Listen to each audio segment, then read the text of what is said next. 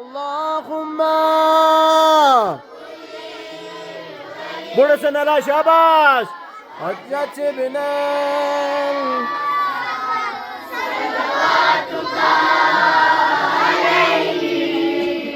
ve ala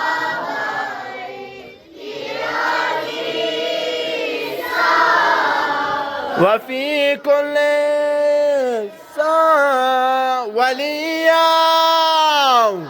aferin قائدا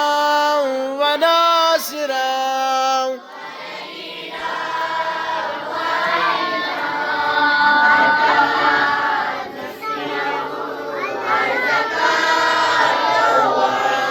وتمتعه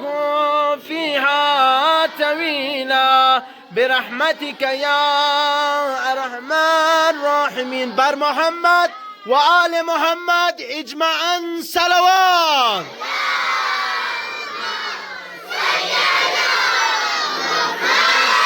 وآل محمد اللهم